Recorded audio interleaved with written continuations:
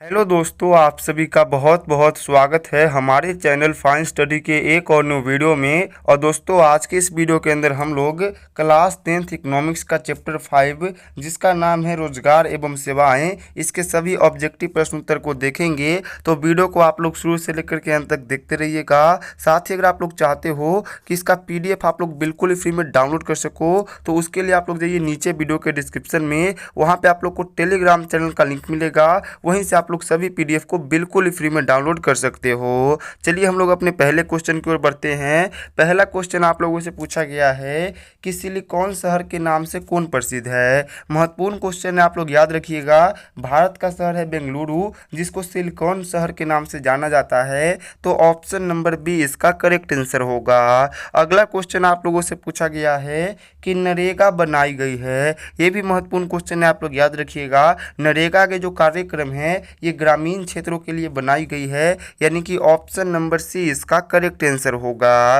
अगला क्वेश्चन आप लोगों से पूछा गया है कि छिपी बेरोजगारी पाई जाती है। तो छिपी हुई बेरोजगारी जो है ये कृषि क्षेत्र में पाई जाती है, यानी कि ऑप्शन नंबर बी इसका करेक्ट आंसर होगा। अगला चौथा नंबर क्वेश्चन आप लोगों से पूछा गया है कि भारत में सेवा क्षेत्र को सामान्यतः कितने भागों में बांटा जा सकता है। ये भी अच्छा क्वेश्चन है, आप लोग याद रखिएगा। भारत में जो सेवा क्षेत्र है इसको सामान्यतः दो भागों में बांटा जा सकता है, यानी कि ऑप्शन नंबर ए इसका करेक्ट आंसर होगा। अगला क्वेश्चन आप लोगों से पूछा गया है कि मानव पूंजी के प्रमुख घटक कितने हैं। तो ये भी महत्वपूर्ण क्वेश्चन है, आप लोग याद रखिएगा। मानव पूंजी की अगर बात किया जाए तो इसके 4 प्रमुख घटक है, यानी कि ऑप्शन नंबर बी इसका करेक्ट आंसर होगा। अगला क्वेश्चन आप लोगों से पूछा गया है कि कौन सी सेवा सरकारी है। तो आप लोग याद रखिएगा कि यहाँ पे जो बैंकिंग की सेवा है ये सरकारी सेवा है, बोले तो ऑप्शन नंबर बी इसका करेक्ट आंसर होगा। अगला क्वेश्चन आप लोगों से पूछा गया है कि आर्थिक विकास का दूसरा क्षेत्र क्या है। महत्वपूर्ण क्वेश्चन है, आप लोग याद रखिएगा। आर्थिक विकास जो होता है इसका दूसरा क्षेत्र होता है उद्योग क्षेत्र, यानी कि ऑप्शन नंबर बी इसका करेक्ट आंसर होगा। अगला क्वेश्चन आप लोगों से 8 नंबर पूछा गया है कि नरेगा एक कार्यक्रम है। महत्वपूर्ण क्वेश्चन है, आप लोग याद रखिएगा। नरेगा जो है यह एक राष्ट्रीय स्तर का कार्यक्रम है, यानी कि ऑप्शन नंबर बी इसका करेक्ट आंसर होगा। अगला क्वेश्चन आप लोगों से पूछा गया है कि रोजगार एवं सेवा एक दूसरे के क्या हैं। तो आप लोग याद रखिएगा, रोजगार और सेवा की अगर बात किया जाए तो ये एक दूसरे के पूरक और परस्पर है, यानी कि ऑप्शन नंबर डी, बोले तो बी और सी दोनों ही सही आंसर होगा। ऑप्शन नंबर डी इसका करेक्ट आंसर होगा। अगला क्वेश्चन आप लोगों से पूछा गया है कि ऑल इंडिया रेडियो का नाम बदलकर आकाशवाणी कब किया गया। महत्वपूर्ण क्वेश्चन है, याद रखिएगा। ऑल इंडिया रेडियो जो हुआ करता था उसका नाम बदल करके आकाशवाणी 1957 ईस्वी में किया गया, यानी कि ऑप्शन नंबर सी इसका करेक्ट आंसर होगा। अगला क्वेश्चन आप लोगों से पूछा गया है कि आर्थिक विकास का तीसरा क्षेत्र क्या है। इंपॉर्टेंट क्वेश्चन है, आप लोग याद रखिएगा। आर्थिक विकास का जो तीसरा क्षेत्र होता है उसको सेवा क्षेत्र कहा जाता है, तो ऑप्शन नंबर डी इसका करेक्ट आंसर होगा। अगला क्वेश्चन आप लोगों से पूछा गया है कि मनरेगा शुरू हुई थी। तो मनरेगा आप लोग याद रखिएगा, ये आंध्र प्रदेश से शुरू हुई थी। ऑप्शन नंबर ए इसका करेक्ट आंसर होगा। अगला क्वेश्चन आप लोगों से पूछा गया है कि विगत वर्षों के अंतर्गत बिहार में किस क्षेत्र का सर्वाधिक विकास हुआ है। इंपॉर्टेंट क्वेश्चन है, आप लोग याद रखिएगा कि बीते हुए कुछ वर्षों के अंतर्गत बिहार में जो सेवा क्षेत्र है इसका सबसे अधिक विकास हुआ है, यानी कि ऑप्शन नंबर सी इसका करेक्ट आंसर होगा। अगला क्वेश्चन आप लोगों से पूछा गया है कि बिहार किस में संपन्न है। तो आप लोग याद रखिएगा, बिहार जो है ये कृषि में संपन्न है, यानी कि ऑप्शन नंबर डी इसका करेक्ट आंसर होगा। अगला क्वेश्चन आप लोगों से पूछा गया है कि कौन सी सेवा गैर सरकारी है। तो आप लोग याद रखिएगा कि सैन्य सेवा हो गया, वित्त सेवा हो गया या फिर रेल सेवा हो गया, ये सभी के सभी सरकारी है, लेकिन मॉल का जो सेवा होता है ये गैर सरकारी होता है, यानी कि ऑप्शन नंबर सी इसका करेक्ट आंसर होगा। अगला क्वेश्चन आप लोगों से पूछा गया है कि कृषि क्षेत्र में पाई जाती है। तो कृषि क्षेत्र में आप लोग याद रखिएगा छिपी हुई बेरोजगारी पाई जाती है, यानी कि ऑप्शन नंबर बी इसका करेक्ट आंसर होगा। अगला क्वेश्चन पूछा गया है कि कौन बीमारू राज्य नहीं है। ये बहुत ही इंपॉर्टेंट क्वेश्चन है, आप लोग याद रखिएगा कि यहाँ पे अगर आप लोग देखोगे तो बिहार हो गया, उड़ीसा हो गया या फिर मध्य प्रदेश हो गया, ये सभी के सभी बीमारू राज्य हैं। लेकिन यहाँ पे जो कर्नाटक है ये बीमारू राज्य नहीं है, यानी कि ऑप्शन नंबर सी इसका करेक्ट आंसर होगा। अगला क्वेश्चन आप लोगों से पूछा गया है कि आर्थिक आधारभूत संरचना नहीं है। तो आप लोग याद रखिएगा, अगर आप लोग यहाँ पे देखोगे तो वित्त हो गया, ऊर्जा हो गया, संचार हो गया, ये तीनों के तीनों आर्थिक आधारभूत संरचना है। लेकिन रेल सेवा जो हो गया ये आर्थिक आधारभूत संरचना नहीं है, यानी कि ऑप्शन नंबर डी इसका करेक्ट आंसर होगा। अगला क्वेश्चन आप लोगों से पूछा गया 19 नंबर कि ऊर्जा का मुख्य स्रोत क्या है। तो आप लोग याद रखिएगा, ऊर्जा जो होता है इसका मुख्य स्रोत कोयला भी होता है, पेट्रोलियम भी होता है, विद्युत भी होता है, यानी कि ऑप्शन नंबर डी इनमें से सभी करेक्ट आंसर होगा। अगला क्वेश्चन आप लोगों से 20 नंबर पूछा गया है कि भारत का पहला टेलीविजन केंद्र कहाँ स्थापित हुआ था। इंपॉर्टेंट क्वेश्चन है, आप लोग याद रखिएगा।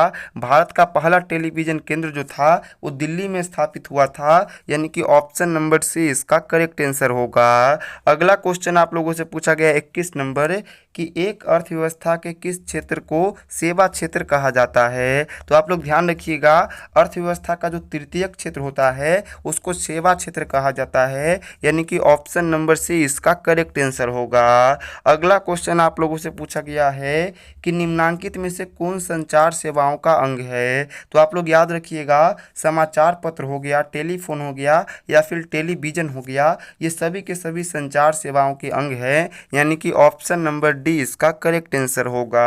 अगला क्वेश्चन आप लोगों से पूछा गया है कि मानवीय पूंजी निर्माण के मुख्य घटक क्या हैं। तो मानवीय पूंजी निर्माण जो होते हैं उसके मुख्य घटक में स्वास्थ्य सेवाएं, आवास और शिक्षा और प्रशिक्षण, उपयुक्त में से सभी, यानी कि ऑप्शन नंबर डी इसका करेक्ट आंसर होगा। अगला क्वेश्चन आप लोगों से पूछा गया है 22 नंबर कि विकसित देशों की कार्यशील जनसंख्या का अधिकांश भाग कार्यरत रहता है। महत्वपूर्ण क्वेश्चन है, आप लोग याद रखिएगा कि जितने भी विकसित देश होते हैं उनकी कार्यशील जनसंख्या का जो अधिकांश भाग होता है वो सेवा क्षेत्र में कार्यरत रहता है, यानी कि ऑप्शन नंबर सी इसका करेक्ट आंसर होगा। अगला क्वेश्चन आप लोगों से पूछा गया है कि निम्नांकित में कौन बीमारू राज्य है। तो आप लोग को बीमारू राज्य पहचानना है और आप लोग याद रखिएगा इन चारों में अगर आप लोग देखोगे तो अपना बिहार जो है ये बीमारू राज्य है, यानी कि ऑप्शन नंबर डी इसका करेक्ट आंसर होगा। अगला क्वेश्चन आप लोगों से पूछा गया है कि इनमें से कौन आर्थिक विकास क्षेत्र से संबंधित नहीं है। तो आप लोग ध्यान रखिएगा, इन चारों में अगर आप लोग देखोगे तो सहकारी क्षेत्र जो है ये आर्थिक विकास क्षेत्र से संबंधित नहीं है, यानी कि ऑप्शन नंबर डी इसका करेक्ट आंसर होगा। अगला क्वेश्चन आप लोगों से पूछा गया है कि काम के बदले अनाज योजना कब लागू हुई थी। तो काम के बदले जो अनाज की योजना थी ये आप लोग याद रखिएगा नवंबर 2004 में लागू हुई थी, यानी कि ऑप्शन नंबर से इसका करेक्ट आंसर होगा। अगला क्वेश्चन आप लोगों से पूछा गया है कि सेवा क्षेत्र के विकास के लिए किसका विकास अधिक आवश्यक है। तो इंपॉर्टेंट क्वेश्चन है, आप लोग याद रखिएगा कि अगर आप चाहते हो कि सेवा क्षेत्र का विकास हो तो इसके लिए आप लोग याद रखिएगा मानवीय संसाधनों का विकास सबसे आवश्यक है, यानी कि ऑप्शन नंबर सी इसका करेक्ट आंसर होगा। अगला क्वेश्चन पूछा गया है कि नरेगा कार्यक्रम के नाम के साथ किस व्यक्ति का नाम जोड़ा गया है। तो नरेगा कार्यक्रम जो था उसके साथ महात्मा गांधी का नाम जोड़ा गया है और इसको मनरेगा कर दिया गया है, तो ऑप्शन नंबर डी इसका करेक्ट आंसर होगा। अगला क्वेश्चन आप लोगों से पूछा गया है कि भारत अंतर्राष्ट्रीय स्तर पर किस क्षेत्र में महाशक्ति के रूप में उभरा है। तो इंपॉर्टेंट क्वेश्चन है, आप लोग याद रखिएगा कि अंतर्राष्ट्रीय स्तर पर भारत जो है ये सॉफ्टवेयर के क्षेत्र में महाशक्ति के रूप में उभरा है, यानी कि ऑप्शन नंबर सी इसका करेक्ट आंसर होगा। अगला क्वेश्चन आप लोगों से पूछा गया है कि मनरेगा कार्यक्रम की शुरुआत किस राज्य से हुई। तो मनरेगा की शुरुआत आप लोग याद रखिएगा आंध्र प्रदेश से हुई, यानी कि ऑप्शन नंबर डी इसका करेक्ट आंसर होगा। अगला क्वेश्चन पूछा गया है कि निर्यात संवर्धन क्षेत्र यानी कि ईपीजेड को निम्न में से किस में बदल दिया गया।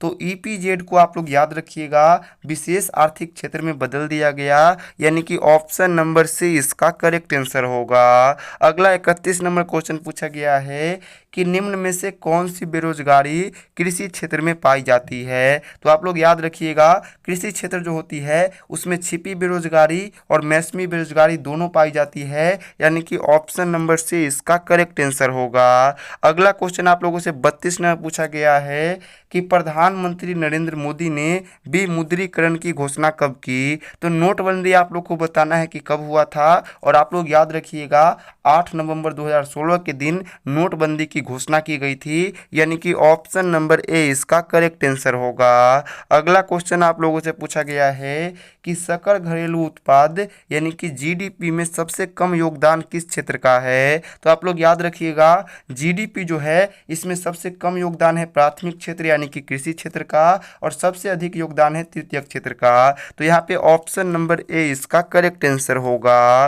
अगला क्वेश्चन आप लोगों से पूछा गया है कि जवाहर रोजगार योजना कब शुरू हुई। तो जवाहर रोजगार योजना जो है ये 1989 ईस्वी में शुरू हुई थी, यानी कि ऑप्शन नंबर बी इसका करेक्ट आंसर होगा। अगला क्वेश्चन आप लोगों से पूछा गया है कि निम्न में से कौन आर्थिक आधारभूत संरचना का अंग है। तो आप लोग याद रखिएगा कि यहाँ पे अगर आप लोग देखोगे तो संचार जो होता है ये आर्थिक आधारभूत संरचना का अंग होता है, यानी कि ऑप्शन नंबर ए इसका करेक्ट आंसर होगा। तो आज के इस वीडियो में इतना ही। अगर आप लोग को ये वीडियो पसंद आया होगा तो आप लोग जरूर से इस वीडियो को एक लाइक कीजिएगा, अपने दोस्तों के साथ शेयर कीजिएगा। मिलते हैं अगले वीडियो में, तब तक के लिए बाय बाय।